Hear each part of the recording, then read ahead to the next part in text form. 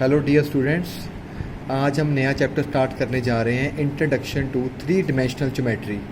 बड़ा easy chapter है, आप लोगों इससे फेमिलियर हैं। 10th क्लास में भी आपने पढ़ा था distance formula, section formula, geometry. वो 2D प्लेन था, उसमें आपको XY प्लेन के बारे में पढ़ाया गया था। उसको बोलते हैं 2 डिमेंशनल ज्योमेट्री। तो यहाँ पे आपके पास 3 एक्सिस आ जाएगी, X axis, Y axis and Z axis. तो हम इसको बोलेंगे 3 डिमेंशनल ज्योमेट्री, जिसको शॉर्ट में 3D भी बोलते हैं, 3D। तो यहाँ पे देखिए डायग्राम में, तो हमारे पास यहाँ पे X एक्सिस है, ये Y एक्सिस है और ये Z एक्सिस है। पेपर पे 3 डिमेंशन दिखाना नॉट आ ईजी, क्योंकि ये 3 डिमेंशन पिक्चर जो होती है वो स्पेस की होती है। और यहाँ पे ये जो Y एक्सिस है, ये जो है X एक्सिस के परपेंडिकुलर है, तो Y एक्सिस Z एक्सिस के भी परपेंडिकुलर है। जब हम ऐसे भी कह सकते हैं ये तीनों एक्सिस एक दूसरे के परपेंडिकुलर है, सभी की सभी। तो अगर आपकी रूम में वॉल है, तो उस वॉल का सबसे ऊपर वाला कॉर्नर देखिए।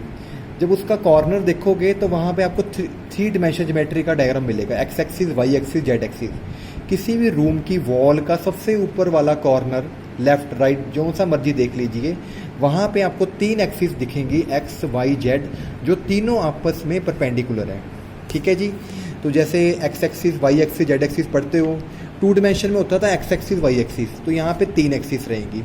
और O हमारा ओरिजिन होएगा, जो 0, 0, 0, 0, 0 पॉइंट होएगा हमारा। ओके, O हमारा 0, 0 होएगा। ठीक है जी। यहाँ पे लिखा हुआ है कि X dash OX, Y dash Y, Z dash OZ are mutually at right angles. इनको हम रेक्टेंगुलर एक्सिस भी बोलते हैं। ठीक है जी। एक तरफ X पॉजिटिव है तो दूसरी तरफ नेगेटिव होएगा, एक तरफ Y पॉजिटिव तो दूसरी तरफ नेगेटिव होएगा। इसी तरह Z एक तरफ पॉजिटिव, दूसरी तरफ नेगेटिव होएगा। अच्छा जी। अब ये एक्सिस जो हैं, अब इनके कॉरस्पॉन्डिंग हमारे पास होते हैं कोऑर्डिनेट प्लेन्स। कोऑर्डिनेट प्लेन्स का मतलब है, अगर आप X एक्सिस को छोड़ दो तो वो बन जाएगा YZ प्लेन। अगर आप Y एक्सिस को छोड़ दो तो वो बन जाएगा ZX प्लेन। मतलब अगर दो चीज़ों को लेके चलोगे तो उसको हम प्लेन बोलेंगे। प्लेन का मतलब हमारा कॉपी का पेपर, क्योंकि जो 2 डिमेंशन है वो प्लेन पे बना सकते हो, प्लेन पेपर पे उसको रिप्रेजेंट कर सकते हो, पर 3 डिमेंशन को आप पेपर पे रिप्रेजेंट नहीं कर सकते। ओके। जब ये कोऑर्डिनेट्स, जब हम एक्सिस ड्रॉ करते हैं, X axis, Y axis, Z axis, तो जो हमारा पूरा स्पेस है, सिस्टम है, वो हमारे 8 हिस्सों में डिवाइड हो जाता है, 8 पार्ट्स में डिवाइड होता है। The 3 coordinate planes divide the space into 8 parts known as octants। जैसे आपने 10th तक पढ़ा था क्वाड्रेंट्स। जैसे देखो, आप छोटा सा यहाँ पे डायग्राम दिखाता हूँ आपको। जैसे ये आपने 10th में पढ़ा था, this is the first quadrant, second quadrant, third quadrant and fourth quadrant. तो यहाँ पे X एक्सिस, Y एक्सिस है, पर जब यहाँ पे हमारे पास X axis, Y axis, Z axis तीनों लाइनें परपेंडिकुलर है, तो ये पूरे स्पेस को 8 पार्ट्स में डिवाइड करती है। उसको हम बोलते हैं ऑक्टेंट। नाम से क्लियर है, ऑक्टेंट का मतलब होता है 8। ओके। अब ये कैसे पता चलेगा कि किस ऑक्टेंट में क्या चीज़ है? उसके लिए यहाँ पे हमारे पास एक बुक में टेबल बना हुआ है, आप इसको इजीली याद भी कर सकते हो। जो बेटा फर्स्ट ऑक्टेंट होता है, उसमें X, Y, Z तीनों कोऑर्डिनेट्स आपके पॉजिटिव होते हैं। यानी कि अगर कोई पॉइंट पूछे कि ये पॉइंट कौन से क्वाड्रेंट में लाई कर रहा है, ऑक्टेंट में लाई कर रहा है, अगर तो उसके तीनों कोऑर्डिनेट्स पॉजिटिव हैं तो वो फर्स्ट ऑक्टेंट है। अगर उसका X कोऑर्डिनेट नेगेटिव है, Y Z पॉजिटिव है, तो हम बोलेंगे सेकंड ऑक्टेंट में है। अगर X Y नेगेटिव में है और Z पॉजिटिव है, तो हम बोलेंगे थर्ड ऑक्टेंट। अगर पॉइंट के तीनों चीज़ें नेगेटिव है, X Y Z, तो वो 7th में होएगा। ओके। तो फर्स्ट एक्सरसाइज में बड़ा कुछ खास नहीं है, आपने जैसे इसको रीड ही करना है अंडरस्टैंडिंग के लिए। जैसे एक पॉइंट X एक्सिस पे है, अगर पॉइंट X एक्सिस पे है तो Y और Z 0 होएगा। तो जनरली उस पॉइंट के कोऑर्डिनेट होते हैं बेटा X, 0, 0। ओके। अगर कोई पॉइंट Y एक्सिस पे है तो उसके कोऑर्डिनेट्स होंगे 0, Y, 0। अब यहाँ पे क्वेश्चन है, find the octant in which these points लाई। अब आपको यहाँ पे पहला कोऑर्डिनेट नेगेटिव है तो बाकी दोनों पॉजिटिव, तो ऊपर टेबल से देख सकते हो ये सेकंड ऑक्टेंट में लाई करेगा। अब यहाँ पे आपका X नेगेटिव है, Z नेगेटिव है, X negative, Z negative, 6th octant. तो टेबल के हिसाब से आपको इसमें याद करना पड़ेगा। बाकी इसमें कोई खास काम नहीं है कि ये नेम द ऑक्टेंट वाला क्वेश्चन देख लेना, फिलिंग द ब्लैंक्स देख लेना, सिर्फ अंडरस्टैंडिंग के लिए है। एक्सरसाइज में से क्वेश्चन पढ़ लेना ताकि आपको बेसिक चीज़ें पता चल जाए। आगे हम चलेंगे, हमारे पास फार्मूला है 2 डिस्टेंस फार्मूला बिटवीन 2 पॉइंट्स।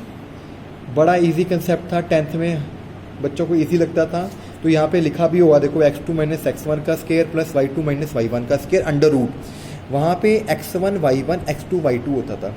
पर जो 3 डिमेंशन ज्योमेट्री होती है बेटा, उसमें जो कोई भी पॉइंट होता है उसके कोऑर्डिनेट होते हैं x1 y1 z1, यानी कि तीसरी चीज़ इसमें z आ गई है।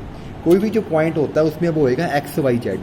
अगर एक पॉइंट q दूजा है x2 y2 z2, तो अगर ये दो आपके पॉइंट है आपके पास है, तो आप इन दोनों के बीच में डिस्टेंस निकालने का फार्मूला ये मेरे पास आ गया है, d = under root x2 minus x1 का square plus y2 minus y1 का square plus z2 minus z1 का स्केयर। तो सेम फार्मूला ही है, एक z वाली चीज़ आपके पास एडिशन में आ गई है। फार्मूला याद कीजिए, बिल्कुल इजी क्वेश्चन है। जिन बच्चों को 10th में ये चैप्टर इजी लगा है उनको यहाँ भी इजी लगेगा। ओके, तो स्टार्ट करते हैं क्वेश्चंस करने। Find the distance between points. तो यहाँ पे हमारे पास 2 पॉइंट्स दिए गए हैं।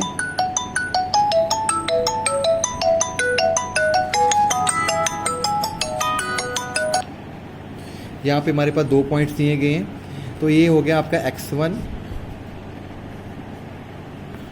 y1 z1, ये हो गया x2 y2 z2। आप इसके ऊपर लिख भी सकते हो x1 x2 x3 y1 y2, sorry यहाँ पे मैंने गलत लिख दिया है। पॉइंट लिखने आपने x1 y1 z1 x2 y2 z2। अब पॉइंट्स आपके पास कोऑर्डिनेट फॉर्म में आ गए हैं। फार्मूला आपको पता है x2 minus x1 plus y2 minus y1 plus z2 minus z1। इसको सिंप्लीफाई कीजिए, आपका आंसर आ जाएगा। नेक्स्ट क्वेश्चन देखिए, find the coordinates of the point on y axis which are a distance 5√2 from this point. आपको point निकालना है y axis के ऊपर। जब भी कोई पॉइंट y एक्सिस पे लेना तो आपने इसको लेना 0y0। अगर वो बोले कि पॉइंट x एक्सिस पे लेना है तो आपने पॉइंट लेना है x00। अगर वो बोले पॉइंट और z एक्सिस है तो पॉइंट लेना 00z। तो मैंने तीनों केस आपको बता दिए हैं। तो उसने बोला है कि आपको कि पॉइंट लेना है ऑन y एक्सिस, तो you have to take point 0y0 and another point is 3 - 2 5। तो इन दोनों पॉइंट्स का मैं डिस्टेंस दिया है 5√2। तो डिस्टेंस आर पी = 5√2। दोनों का डिस्टेंस निकालिए = 5√2 जी कर दीजिए। उसके बाद आप स्केयरिंग करके अंडर रूट को फिनिश कर सकते हो। ओके, अगर आप स्केयर पहले भी कर दोगे तो बाद में अंडर रूट नहीं आएगा। ये आपके ऊपर डिपेंड करता है आपको सिंप्लीफाई कैसे करना है। तो ये हो गया x2 माइनस x1 का स्केयर, y2 माइनस y1 का स्केयर, z2 माइनस z1 का स्केयर = इसका डिस्टेंस का स्केयर हो गया। इसको ब्रैकेट्स को ओपन कीजिए। यहाँ से आपके पास y के 2 आंसर आए हैं। अगर 2 आंसर आए हैं तो आपके 2 पॉइंट्स बनेंगे। यहाँ पे y की वैल्यू पुट कर दीजिए। ओके जी, नेक्स्ट क्वेश्चन है, show that points are collinear. Collinear का मतलब होता है कि वो पॉइंट्स जो हैं वो तीनों एक ही लाइन में लाई कर रहे हैं। जब कोलिनियर वाला क्वेश्चन करना होता है तो क्या करना होता है आपको, first of all you have to find distance between each and every point. जैसे कि P और Q का डिस्टेंस निकाल लीजिए, फिर आप Q और R का डिस्टेंस निकाल लीजिए, फिर आप P और R का डिस्टेंस। तीनों डिस्टेंस निकालने के बाद अगर किसी दो का सम तीसरे के इक्वल आ जाए, जैसे PQ यहाँ पे निकाला गया। अभी डिस्टेंस फार्मूला बिल्कुल इजी है, इसमें मैं कुछ समझाऊंगा नहीं कि सीधे फार्मूला अप्लाई करना है आपको। जैसे P और Q तो P और Q के पॉइंट ले लो, अगर Q और R है तो Q और R के पॉइंट ले लीजिए। इसी तरह आप R और P के पॉइंट ले लीजिए। जब ये तीनों डिस्टेंस आ गए, किसी दो का सम तीसरे के इक्वल आना चाहिए। जैसे PQ प्लस QR = RP बन रहा है। इसका मतलब ये पॉइंट्स क्या हैं, ऐसे होंगे P Q R। तो पॉइंट्स आर कोलिनियर का मतलब है किसी दो का सम तीसरे के इक्वल आएगा और वो तीनों एक स्ट्रेट लाइन पे लाई करते होंगे। अगर आपको राइट एंगल ट्रायंगल शो करना है, फिर आपको उसको पाइथागोरस थ्योरम बना के करना पड़ेगा। जैसे ABC हो गया, ठीक है। तो अब आपको इसमें ये नहीं पता कि हाइपोटेन्यूज कौन सा है। इस तरह के क्वेश्चन में डायग्राम बनाने से पहले डायग्राम बना लो पर नाम मत लिखो। जैसे मैंने यहाँ पे ABC लिख लिया, ये मैंने गलत किया है। तो आप क्या कीजिए, पहले इनके डिस्टेंस निकाल लीजिए। AB का डिस्टेंस निकाल लो, BC का डिस्टेंस निकाल लो, CA का डिस्टेंस निकाल लो। अब सबसे ज़्यादा डिस्टेंस किसका आ रहा है, BC का। इट मीन्स BC हमारा हाइपोटेन्यूज होएगा। तो यानी कि यहाँ पे B आएगा ऊपर और नीचे आपका A होएगा।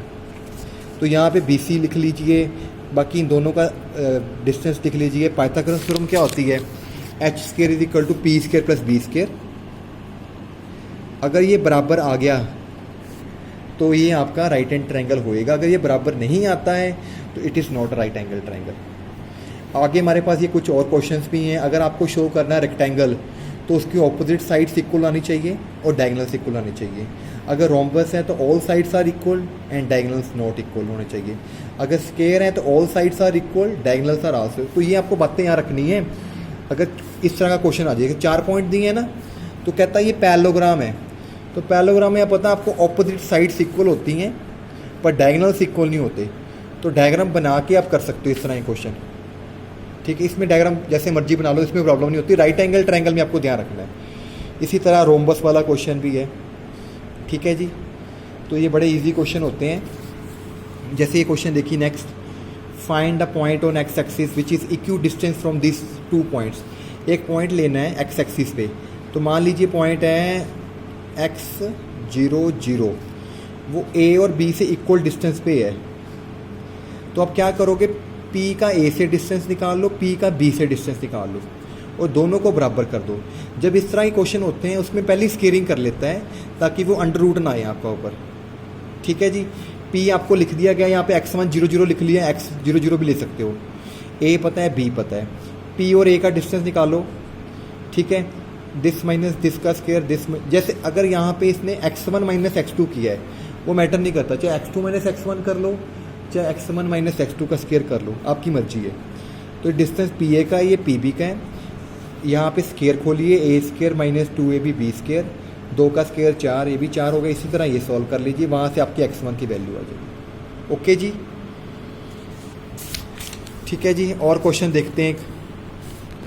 Determine point in y z plane which is equidistant from the 3 points.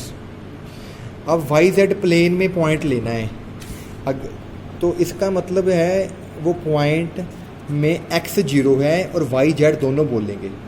अगर इस तरह का क्वेश्चन आ जाए वाई जेड प्लेन, अगर बोले एक्स वाई प्लेन, तो पॉइंट होएगा एक्स वाई कोमा 0। जो सा प्लेन है वो ले रखने हैं, बाकी 0 कर देने हैं। अब उसका डिस्टेंस ए और बी सी तीनों से बराबर करना है, P A P B P C. तो ये थोड़ा लेंथी क्वेश्चन होएगा। पहले पी ए और पी बी को डिस्टेंस निकालो, दोनों को बराबर कर लो और उसको सिंप्लीफाई कर लो, आपकी एक इक्वेशन आ जाएगी। फिर आप पी बी और पी सी का डिस्टेंस निकाल लो और उन दोनों को बराबर करके सॉल्व कर लो, आपकी दूसरी इक्वेशन आ जाएगी। इन दोनों इक्वेशंस को आपस में सॉल्व करके आप वाई और जेड निकाल सकते हैं। जब आपका वाई